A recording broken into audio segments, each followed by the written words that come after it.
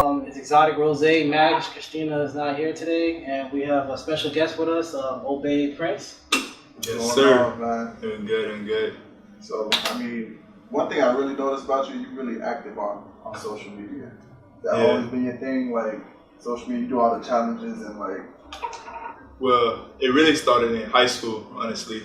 I would say senior year, probably the middle of it, because I was always at parties, always having fun, dancing with my friends and everything, and then literally, like, everybody was like, man, Prince, like, you're a really great dancer. Like, you truly are. Like, you should try to use this. And then over the time being, because I always wanted to be a football player, but then I was like, you know what, why don't I take this to the next level? And then I remember going to my friends, and I was like, so what do you guys think? Like, you guys think I should make, like, how do you guys think about me making a YouTube channel and trying to be active on social media?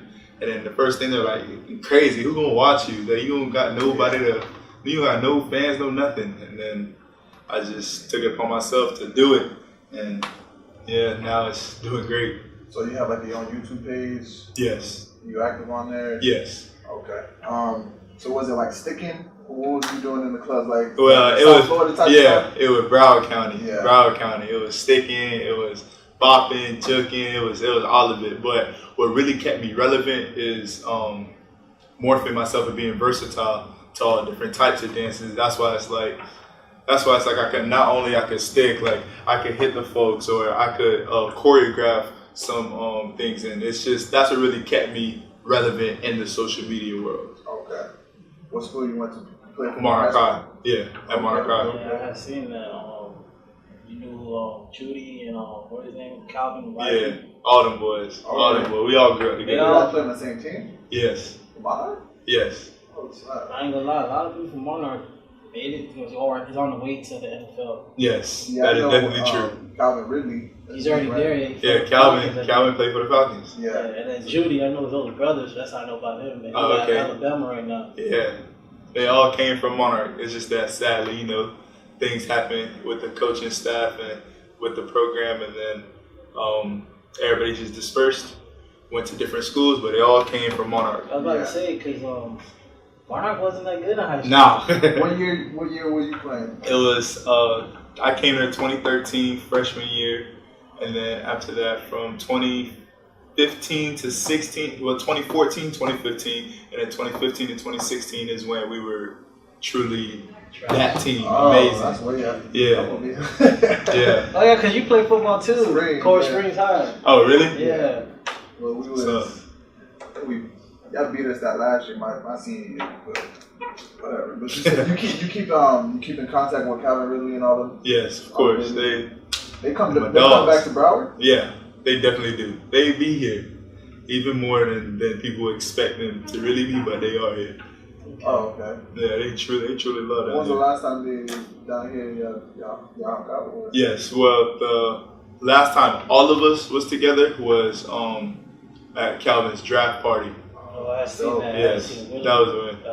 But the last time I seen Calvin was at the bowling event. He did a donation with Tough Training, and that was pretty cool to see that. I really like seeing all them boys shine, because it's like, that's dope. Yeah, them boys.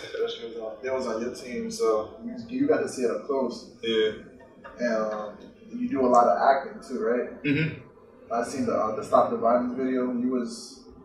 Yes, I created the whole thing. Okay. Oh, so you like direct and everything? Yes, literally. Well, you know, with the help of Demo Raw, T Woods, Ray, Jawan, Jerry. It was really a team effort, but I was the mind behind everything, and I drew out the storyline, because that was around the time when there was pretty much beginning of 2018. There was a lot of violence. Yeah. Gun violence. Yes, exactly. There was a lot of gun violence, you know, with Stoneman Douglas, and then out of nowhere with all the lockdowns of schools and all that stuff. Because I've always been the type of person, I always try to portray myself as an influential person. So it's like people know me as Prince the dancer, but then the people that really do know me, they know me as that role model per se.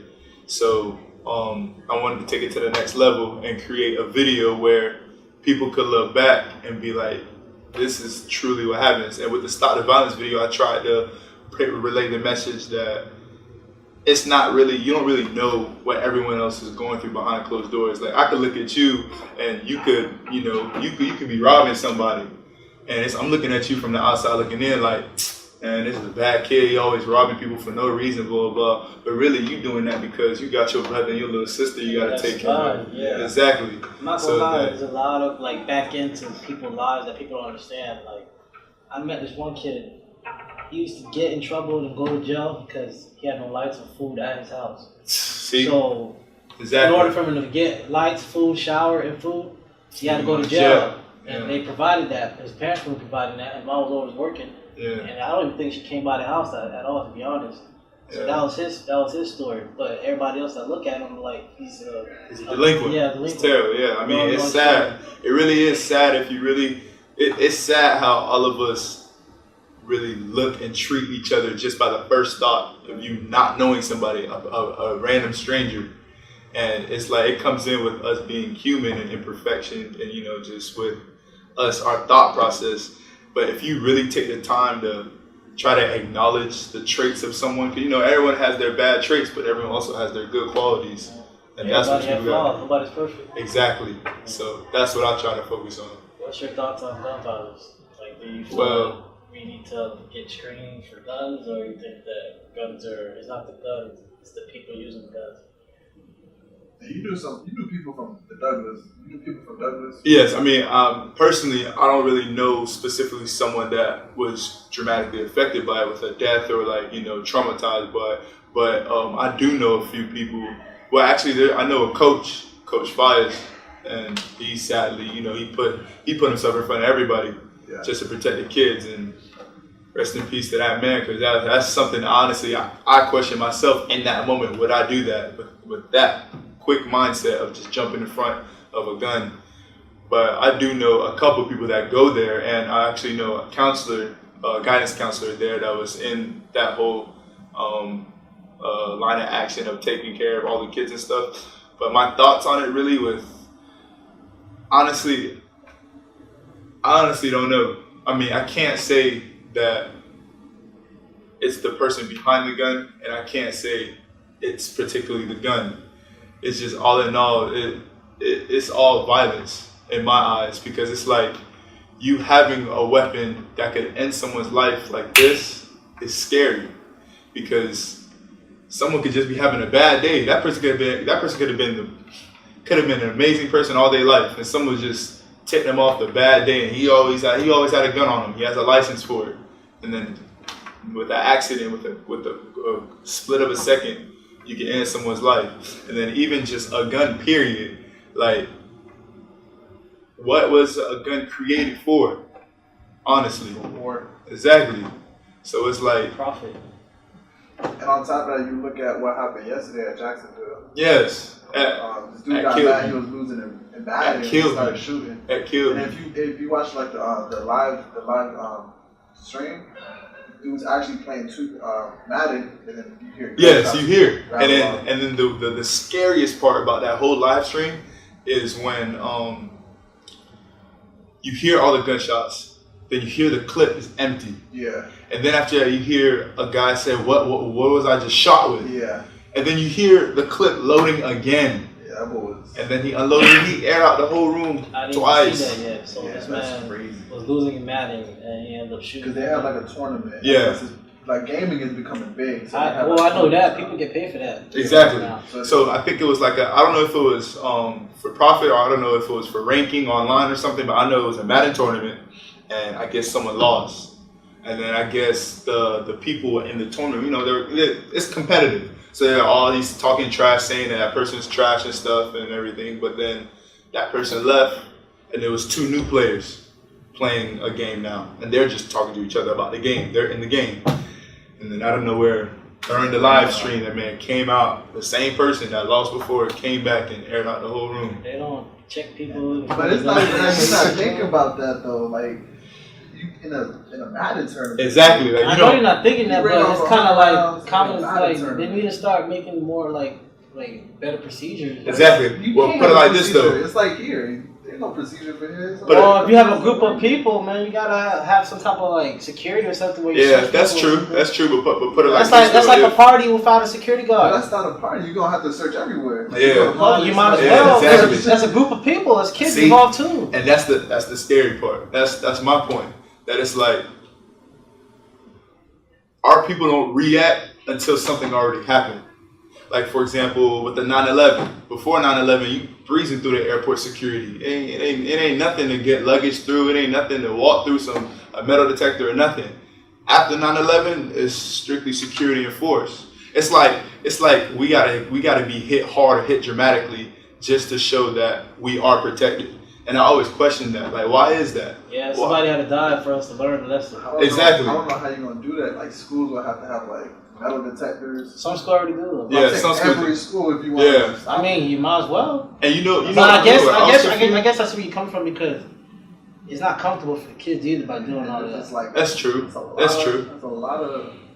And also, what also confuses me a little bit is the fact that because the schools that do have that type of protection, the metal detectors and stuff like that, are alternative schools.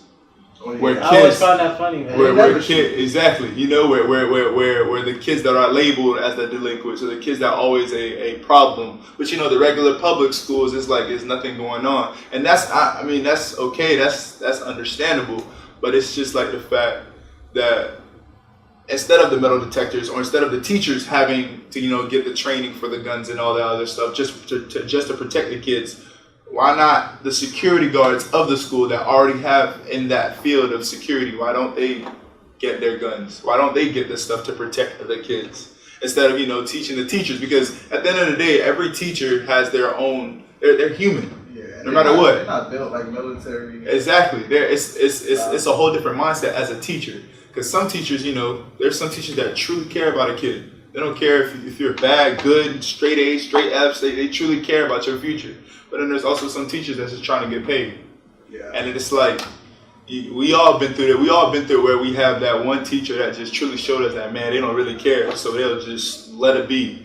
And it's like, I'm not sure, but I think there was an incident going on where a kid got pulled a gun on. I forgot what state, but it was a state where teachers were allowed to have guns. And the kid got pulled a gun on just because something about an area of not knowing some equation or whatever, or something like that. Yeah. And it's like, that's scary. Yeah. Being that student, and it's either you just trying to be a class clown and you trying to be funny, and then you get a gun pulled on you, or you truly don't know the material and you get a gun pulled on you. Like, that's right or wrong, that's still scary. So it's like I would rather see security guards that carry them because security is in their name. So it's like they might as well be the ones with the tasers, the guns, or whatever.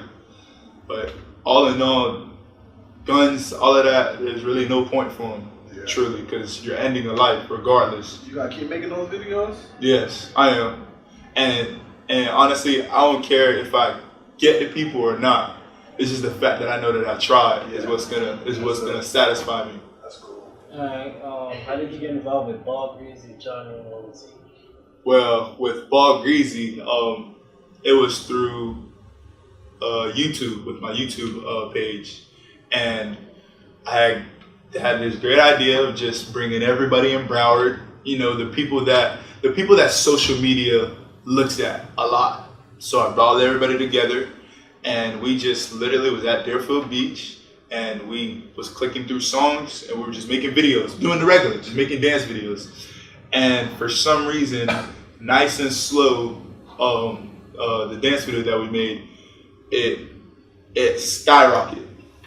And it's like, I think it was because we were sticking, and I think it's because we were joking and doing all the Broward County type of stuff. Because that day at Deerfield Beach, that's the only thing we were doing. And it's like, we did the I'm So High grind mode. We did we just a lot of jumping and sticking music, and we did that with Nice and Slow. And when you listen to Nice and Slow, when you're just listening to it as a song, you don't think of sticking and all of that. But when we did it went good with the beat. We were just honestly having fun. And then out of nowhere, I get a DM from.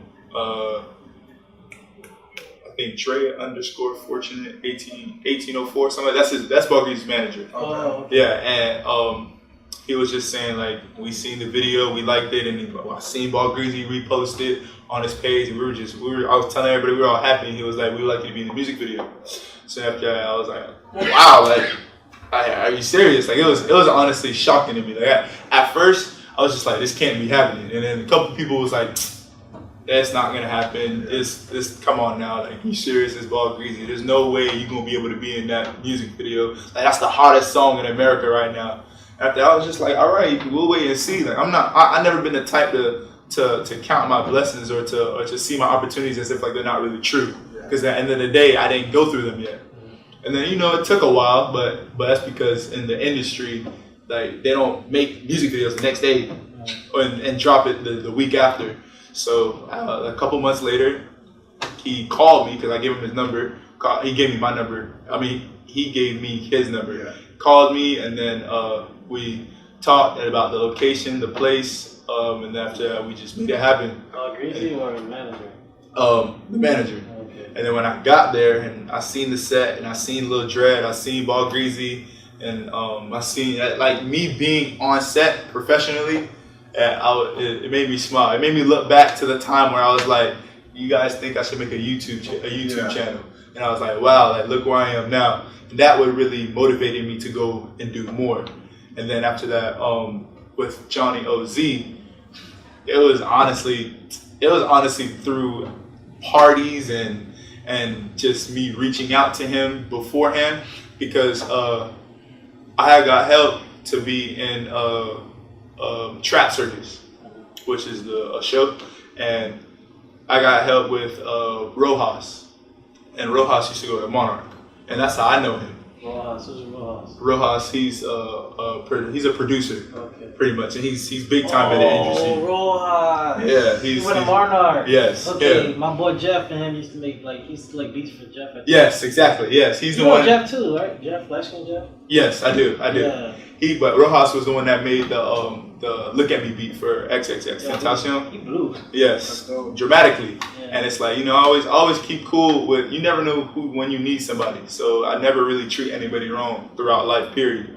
So I always kept cool with him and everything. And then one time I hit him up. I was like, hey, I see that you're on the Trap Circus lineup. I just thought it would be a really cool idea that if you're a DJ, because you're playing the music, and it would be cool if the crowd had a vision, something visual on stage, like dancers. And then he was like, he thought it's not gonna kill him, it's not gonna hurt him. All it's gonna do is just enhance his performance. He was like, yeah, why not be on my set, have dancers dancing, entertaining the crowd and engaging with them. So then we made it happen, and then we did it. And then I seen Johnny OZ there, and honestly, that man is very inspiring. He really is. He's the type to sit down with you and have that deep conversation with you and show you how he got places. And that man, he really did help me at that time. So then I just kept close with him, and then we were always DMing each other. Like if I would have a funny video on IG, he would DM me, laugh about it, or I would hit him up about the same thing. And then one time, he posted a flyer, and he was like, yo, whoever wants to be in the video shoot for my new song, tap my name, hit me up. Hit him up immediately. He was like, oh my gosh, I'd be so busy that you should have been around the first few people to know about it. So then I came and we made it happen, and then after that, he had a couple of shows down in Miami, and then he wanted me to be a part of those also. And it's just, we're all still close, honestly. So you did performances too? Yes. On like concerts and yes. shows and stuff? Okay. So far, I did Trap Circus, and that was with honestly everybody in Florida. Those when Kodak came, Cardi B, Ball Greazy, Lucci, Rich the Kid was there. It was honestly a lot of people at that one. Then I've done pretty much local shows also, and I also was on MTV for Sweet 16 for Diamond, and performed with on the side of Ayo Teo. And then the Ball Greazy music video. Honestly, anything that I could get my hand on that I know that it would help me and show my talents and more exposure, that's what I'll jump on. Diamond lives down here? Yes. Yeah, I think I seen something like that. Yeah. And how was it meeting Ayo and Teo? But I know y'all dance. So Exactly. Yeah. how was that, like? Honestly, when I first met them, that was at the MTV Sweet 16. Oh, they were there too. Yes, they were there, and yeah, our people's gotta have money there. well, they all really Atlanta, so it's like to them it ain't nothing. Oh, so it was in Atlanta? No, it was down here, but I'm saying like they know each other from Georgia and all that other stuff. Yeah, because like she's known. Diamond is really known. Yeah, she's in high school still, right? Yes. Yeah. Seeing her YouTube page. Yeah, like, oh, popping.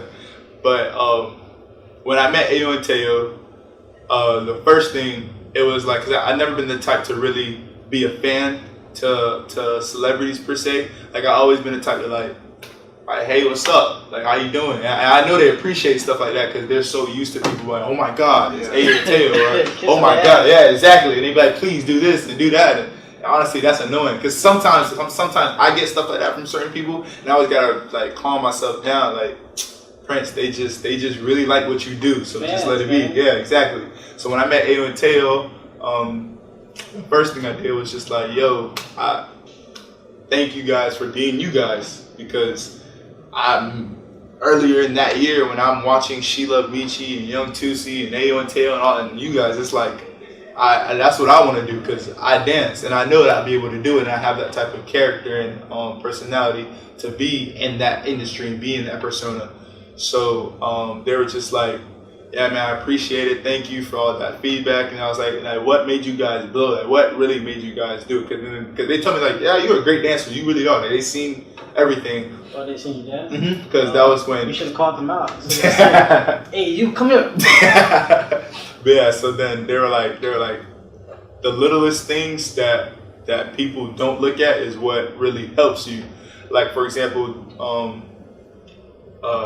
Ayo was telling me, which is the one with the dreads, he's the one that told me that they used to wear their pants backwards. Yes, they used to wear their pants backwards. And they used to do that in their videos. Before the fame, they were doing it in videos. And literally, they would get tags. Like, that's just like saying, I seen their video and I tag you and was like, look at this kid. Look at this dumb man with his pants backwards. And you tag him, it's like, bro, you see this stuff? Like, this kid's crazy. And it just keeps going. And that's, I mean, even different, if they... Different is the wave now. That's exactly. Different, so they blew it off of that. Yeah, and it's like, and that's what really helped. They're like, yeah, I changed hair color. They said they did the furry tail keychains, wearing their pants backwards, different types of shoes, the mask. Like they made themselves very different than everyone else. They stand out. Exactly, and that's what attracted everybody. So it's like, and that's what gave me the idea of having beads in my head. What happened to that, man? I mean, I still do it here and there, certain events, but it really is just hard because like I have to plan first. Where I'll be okay, I know I'm gonna make a video. I know I'm gonna have a show on this day. I gotta make sure I have someone to do my hair before the day before, or something like that. Then there's work, and then there's my home life, and it's like, so really and truly, lately I've been slacking on a lot of the stuff because of my home life that's been so chaotic. But I have a new motivation now. And it's like, it's like now I'm taking everything to the next level with new content, with anything that I do now. So. Do you feel like everything that's been happening so far, like, it's, like, how long ago did you graduate from high school? 2016. 2016? So yeah, 2 years ago. So, do you feel like everything that happened so far is a motivation for you to make it go harder? Yes. How have no you doubt. been dealing with it? Like, I know you get a lot of support from even people that don't know you. Yes. So, honestly, it really all comes down to my mom. Me seeing my mom struggle, me seeing my little brother all the time, me seeing my little sister all the time, just being us in the house, and me knowing that we deserve way more is what really puts that fire in my heart that I gotta do something. Like, to me, a real man is someone that's gonna look at their situation and want to change it for others. Because it's like, all I ever wanted to do is give my family better.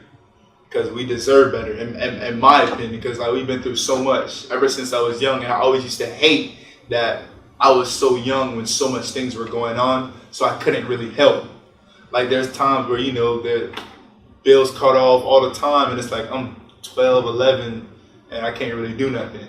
Or it's like there's times where like my mom truly needed my help with, you know, with abuse and everything, but I was too young, I can't really do nothing. You said abuse? Yeah. What was that with your dad or something? It was honestly with a lot of people, really. Yeah, so it's like that's what really puts that fire in me. And people always tell me all the time, they're like, Prince, I don't know how you do it. Honestly, I don't know. Like you look at problems, you look at stuff, and you don't even flinch. You just do it. God don't give you anything that you know you can't handle, man. Yeah, and I'm starting to realize that because recently, literally, to be honest with you guys, I just buried my mom on Saturday. Sorry for the loss, man. I appreciate it, and that honestly was the hardest thing in my life because like I lost not only my mother but my friend, my sister, my father. Like she was really my everything. She's the one that made me like this. And, you know, she raised me different than everyone else in the family because it's like she know that one day I would have to take care of everybody else. So it's like one thing she always told me and I just never, ever forget is turn your depression into motivation. Because if you do that, you'll be able to do anything. Instead of, you know, having suicidal thoughts, instead of, you know, going to the drugs 24/7, instead of cutting yourself at anything, use that depression and use that fuel to motivate you to do something better. And by the time you get over that depression, you're looking at like, wow, look at this empire that I built. She's a wise woman. And on top of that, there's a lot of people that got it worse than us, bro. Exactly. Yeah, they're still pushing it. They're still living life. Definitely true. And that's another thing that I look at. It's like, even though I'm going through this and I know it's bad, there's someone else that's going through worse. You don't know your father? No, I do. Oh, so he's just not in your life, period. Yeah, he really is. I mean, over the years he's been trying because, you know, I don't know if it's in his head he's regretful. I don't know, in his head it's more of a I want to be there for my kids, and it's like because yeah, so it's like and back then, if you would have asked me back then, I'd have been like, forget my father. I hate that man with all my heart. I think that's every kid at that age. Exactly. When you get older, you start to realize their point of view, what they was going through. Exactly. So then you relate kind of, but it still doesn't make it fair that you think that. That's exactly where I'm at, and it's like now it's like I'm at peace because I mean my father's my father for the rest of my life. Anything happened to him, I'm getting the first call. So parents are irreplaceable no matter what happens, bro. Exactly. Especially a mother to a guy. Yes. That's mama's boy at the end of the day. Exactly. So no matter what, family is family. Through thick and thin, good or bad, family is family. It's like that's what I feel like everyone has to focus on. Like I really do get irritated about the people and the kids that are like they cuss their mom out or really give their mom or parents a hard time just because, you know, they didn't get them that new video game or they didn't get them their new pair of shoes. It's like, be grateful that there's food on your plate, that there's a shelter over your head. We call those spoiled kids. Yeah, pretty much. So it's like when I see other people, I try to instill to them that family, whatever happened, good or bad, like they really are there forever. So just learn about their flaws, deal with their flaws, learn how to handle them, and everything's gonna be okay. I know on Twitter you said your girl is your rock. Yeah. How she helped you out through this process? Man, that girl's unbelievable. Jocelyn is unbelievable. She truly is. Shout out to Jocelyn. She Keep it truly up, whatever you do. Yeah, for real, that girl truly is. She like. How long have you dating? Oh my gosh, since like it was on 7-8 years. Oh, y'all been on and on, yeah. And I it's see a couple tweets, man. Oh, Yeah. forget about this, forget about her. Yeah, and you then know. next tweet is, I love you, man. You know how that goes. Yeah, exactly. But overall, that girl really is unbelievable. She came in my life, and it's like it was nothing but joy. Truly, I mean, yeah, we did have our ups and downs, and at the end of the day, nobody's perfect, and people grow at a different pace.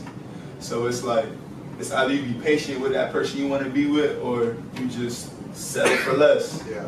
And it's like with me, what really kept me attracted to her is that I never wanted to settle for less. Like, I truly believe that girl is the person that I really want to marry.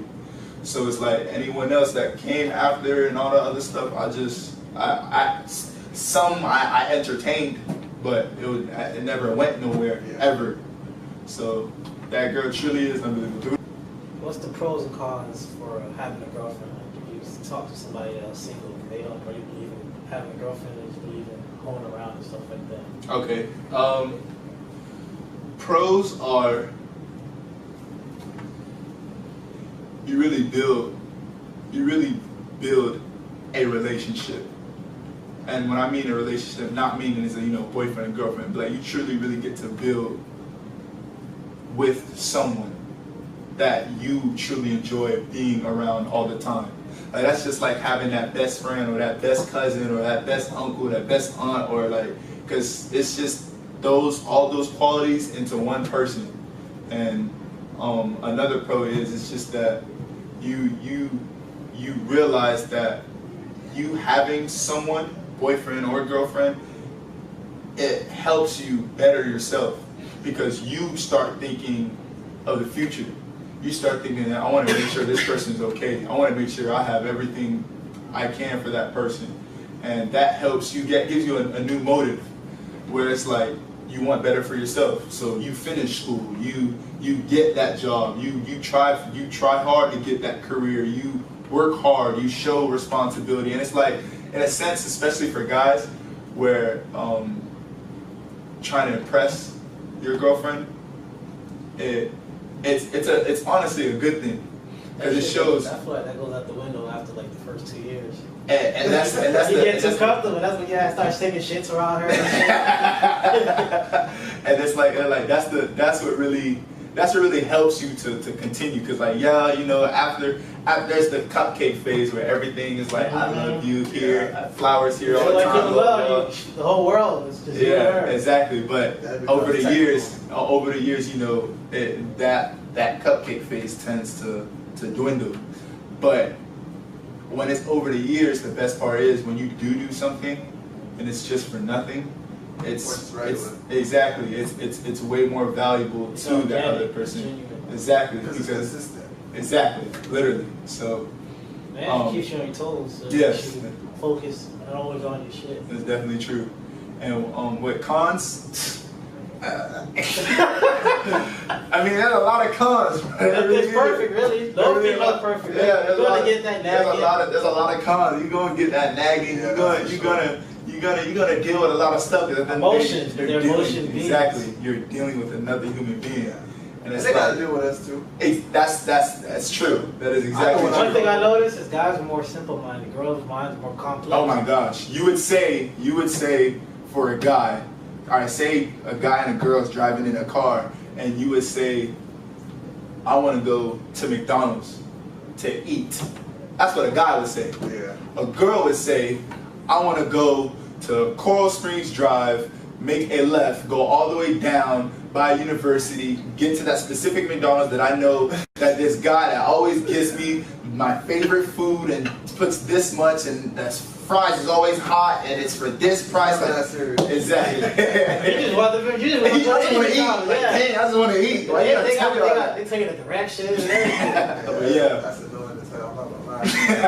Yesterday I asked my girl what she want to eat. She said shrimp. But yeah, I mean, there are pros and cons, but it's really all about balance.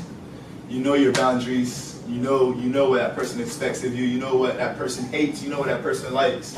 So it's like when you do step over boundaries, when you it's not really that you do it intentionally, but to them it's like you know that would make me mad. You know this would really hurt me. You know it because you deal with that person. So it's like in their head it's like, why do it? That's why in a relationship the best advice I can always say is practically make sure you make sure you know your mate. Make sure you know the person you're with. Because if you truly know that person, it's gonna be easier when a girl or a guy texts you and it's like, hey, you in your head, you're not thinking, can't do that. She knows. I know that she would hate this, or like, hey, let's go out, and you're like, I know that. She probably won't like if I go with. Exactly. So if you know the person you're with, then you'll be fine because you know how to deal with that person. You know your limits. You know your boundaries. That's cool. So what did you have planned with X before you passed away? Sadly, I mean, that man passed, but what I was trying to do, what we planned was a pep rally for Snowman Douglas. You know that song, Hope? In the beginning, he says, he dedicated, this is all for kids that lost their lives at the Snowman Douglas shooting. And what I envisioned was, you know, to just show up randomly. You know how Wade showed up randomly and everything, so just show up randomly. That's gonna be hard, man. A bunch of cops and security over there. Yeah, well, I mean, if we would have planned it with, you know, their staff and everything, oh yeah, it would have worked out. Yeah, it would have worked out. So the vision that I had was to, you know, show at X and everybody else and show that the community cares. You know, either give them shirts or whatever at their pep rally, and he would have performed Hope, and that would have went through the roof for everybody, because it's like hope is what Snowman Douglas needs to hold. They need to realize that there is hope, like things will get better. So I tried hitting X's manager before, and he didn't really see everything. Like he didn't honestly acknowledge. But then I tried speaking to Tank about stuff, and it was all in the air. And he was like, that sounds good. That sounds like we could try all of this. But then throughout that whole week and a half, those 2 weeks, everything just happened, and that's when the passing and all that. And it was like, dang. So me personally, what I want to, I'm still trying to get a way to figure out how I want to do something in remembrance of him. Because honestly, X was amazing. Yeah. He really was. And it's crazy how people realize this now that he's gone. Because even when we were playing football with him at Sable Pines Park in Coconut Creek, he was a regular person. I mean, everybody's taking videos of him. It was like, wow, that's X. Like, wow. After his album drop, or that was before? No, that was before. Okay. But even after his album drop, he was always still in the community. You felt like he wasn't famous. He was just yes, like his thing was to take care of the community. Matter of fact, he was on his way to go get just a whole bunch of stuff for this event that he was going to do that weekend. Oh yeah, I heard about that, man. Yeah, and it's like, man, all you want back from when, like, you're in the community, but at the end of the day, yeah, and some people in the community is gonna see you as a. I mean, I watched a couple of interviews and stuff before, like with Lil Boosie and Plies and a whole bunch of other people saying stuff like you gotta help from a distance. Exactly. Yeah, like you can't. Like you gotta leave. You gotta leave where you at. Like you can't take care of home in home. Like the most hate you'll ever get is from your hometown. And it's like I never understood until now. Yeah. And you see that a lot. I think Snoop, who else? A lot of dudes got murdered. Yeah. And Lil Snoop was coming for everybody. Yeah. Yeah, truly. Like, I honestly think he's like top 3 of my artists, really, because it's like he's so relatable, and all he's speaking he's speaking from his heart. And honestly, I can't really say his intentions because he didn't really even get to that point where he wanted to show that he wanted to give to the community and all that other stuff. But even through his music, you could just hear the pain, and you could just hear that he's finally happy that the pain is over. Yeah. So it's like, man, that man was lyrical. He really is. NBA Youngboy, I can hear his pain too. Yes, him too. There's certain people where it's like people say they're not lyrical, but like for example, not everyone, but some people bash Kodak. I can't even hear anything he's saying. I don't even know what he's saying. And then they'd be like they'll compare him to J. Cole. Honestly, those are two great artists. But they're doing it a different way. J. Cole is so lyrical that he'll make you think of one word and it'll be another definition. You'll have to go back to listen to the song another time just to hear it. Kodak, that man speaking from what he's going through here. I call those people culture clueless, pretty much. They don't know. That's a great way to put it. They're not no understanding of the culture, really. Yeah. They're just talking, but they don't understand it because I can't get mad because some people just don't live it. They haven't been through it. Exactly. I mean, of course, someone that say lives in Wisconsin listening to Kodak, that's probably in the suburbs or something, and he's like, They can't understand. he's like, what are you talking about? But a lot of his stuff is like he knows he's doing wrong, but he knows his situation. Exactly. So like if you listen to his music, a lot of the music is just like, damn, I don't want to do this, but this is all I know. And I'm trying to stop because I'm getting money now. Yeah. But he keeps running into bad luck. Yep. But I mean, that's just the environment he's from. It's hard to take people out of that type of space. So, I have a question. I usually ask every guest a question. Call it the hot seat, pretty much. How much information do you tell a person on the first date? Is it laughs and giggles? If you have kids, you tell me you have kids. That's hard. That's hard. That's hard. Well, sometimes that scare away girls. Boy. That's hard. That's hard. That's hard. Well, honestly, okay. I would say it all depends what your true intentions is with that person. On that, like you seen that person, like your first thought, it's like I just want to hit. Exactly. Isn't that I just want to hit, or it's like so if you I actually want to be around this person. You just don't say nothing. Yeah, pretty much. Because like that's nothing that could. Yeah, you don't want to exactly. You don't want to mess up. Because every guy has their mission when they look at a female. Yeah, but that hit can turn into something else too. It can evolve. And then that's a whole other problem. Yeah, you gotta bring up the kid, and she's like, "You never told me," or she finds out on her own. And now you're messed up. Truthfully, always tell the truth. Always speak up. But I know that a lot of guys are just like, man, you got me messed up. But I look like letting her know certain stuff. But I look like I got a female at home. I wouldn't even be here if that was the case. So, but yeah, I would say on the first date, keep it limited, but still let that person know what's going on. So what was you doing with the 99 Jams thing? Oh, that was Ayo Teo performance down there. And what they did, they performed their new song. They performed Rolex, obviously. They just performed it, and at the end, Young Gordon was there also, and we had performed with them. And then after that, we all just took pictures as a group. It was just basically a big bash for kids, to say, and all their idols to be there, like their favorite artists and the people that they really like look at, like wow. Yeah.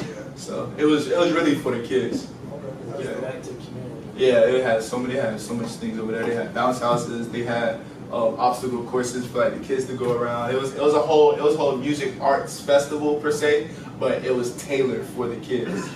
So what do you want to do, like as far as like your goals, dancing, content? What is your lane? Inspire people. Pretty much. The end goal, like what do you want to get accomplished? The end goal, pretty much, is to leave a legacy. Is to practically just to be inspiring, just to be whatever you do. Exactly. And it's like, I want to be that role model that I always wanted when I was a kid, to everyone. So if I'm able to help somebody, I'm gonna do it. If I'm able to, just by watching my dance videos and showing that I'm this dancer that everybody loves, and it's like this one little kid is watching me dance and he's like, you know what, I want to be a dancer. And instead of him going to do drugs, instead of him robbing people, instead of him doing the bad, then I'm happy. And you want to inspire people. Exactly. Like that's truly my end goal, I would say, is just to be that inspirational person that makes a difference. And that's just by me doing it through what I love doing. Okay. Just like how music artists do it through music. Exactly. And you want to do it through like dancing and other stuff like that. Pretty much. Because honestly, I would say one person I do look up to is Chris Brown. And that's because when you look at Chris Brown, he has so many talents. That man is a great basketball player, he's a great actor, great dancer. He's not human, bro. Exactly. So it's like what I see in him and I is that we're well-rounded. I mean, he's obviously way better in so much stuff that I can do, but in certain categories we're very well-rounded. I'm a great dancer. I can act. Like I am a great public speaker. I can inspire people. I can create amazing content for videos. Like I'm very well rounded, and like I want to use each skill set that I have to inspire people, pretty much. Talk to us about the Best Live Music Festival you're promoting. Yes. It's like the first R&B concert Yes. in Broward County, or is it in Miami? That's gonna be in Miami. Miami, so well, Florida, I guess. Yeah. So practically, I would say it all started with Green Monkey Promotions. I was speaking to him, and he was just telling me about I come to this meeting, and I came to the meeting in Miami, and it was the introduction of the Best Life Music Festival, and I looked at it and I was like, this is really cool because it's R&B. Like you don't really, like you see R&B artists on their shows and everything. Only R&B, no hip hop. Yes, well, I mean, there will be a lot of hip hop, but it's mainly tailored to R&B. Because LMA's on it. Exactly, and you know once she hits the stage, everybody's gonna go through the roof. Yeah. Boot Up is gonna go. You will have the thugs singing Boot Up. So it's like, yeah, it's gonna be really cool. And with me, I'm performing and also a promoter. So I have my own. Too. Yeah. Okay. So I have my own promotion code, and you get $5 off for every ticket that you buy, and then also there's a lot of this year per se. There's a lot of different categories with the tickets. I mean, yeah, they're gonna be more expensive, but you get way more stuff. What's the promo code? Let everybody know. So Promo code is SoFlo1. That's exactly right. SOFLO number 1. Yes. Alright. Man, LMA about to have niggas, the thugs playing. Boot up. That's crazy. She's snapping though. Yeah, she really is. She really is. So what set are you on? I'm with Savannah Christina for Florida Boy. Oh, I heard about Yes. her. I heard Yes. about her. She's great, honestly, through poetry. Yeah. That's really how her music is. And it's like when she did Florida Boy, it was like, oh, dude, twist, 'cause, you know, we're from Broward County. Yeah. So it's like, but also I'm working on being on another set with a DJ, kind of same thing I did with Rojas. And then I'm not, because they didn't tell me specific artists, because they said some artists are going to be coming up that's already from Florida. Yeah. So it's like, when I hear stuff like that, I'm automatically thinking, okay, Ball Greezy might be there or something. So it's like, if the more artists that I already have connections with, then I'll talk to them early before to see if I'll be able to help them on their set and stuff. And if they want to, they want to. If not, if not. Okay. But yeah. That's dope. I know you have a GoFundMe, so where can they find that to like help out? Oh, it is www.gofundme.com/support-Prince. Okay. Or they can just go on your page. Yes. Page Prince. I think the link is in your bio. Yes, it's in all my bios for social media. You're the legal guardian for your brother and sister now too, right? Yeah. Dang, how that feel, man? I embrace it. Honestly, I love it. And when I look at my siblings, I smile because they really all I have. How old are they? My brother Josh, he's 16, and my sister Jayla, she's 6. Okay. So one of them is like understanding, the other one is just Yeah, trying to exactly. understand. He's in football too? Yes. That's cool. He goes to Monarch? Yeah. Okay. Take him take him to the next level? Right. Yeah. Exactly. Trying. He's young, so you don't take Yeah. that. So it's like when I look at them, I mean I get happy because it's like I wouldn't feel right if they were anywhere else. Yeah. So That's dope. Anything else? That's it. We appreciate you coming through. Definitely gonna support the GoFundMe. You got a show coming up. We're gonna support that. Make sure you guys go buy your tickets. Best Live Music Festival. Obey Prince. Link in his bio. Promo code SoFlo1. And this is for the culture. Thank you. Appreciate it.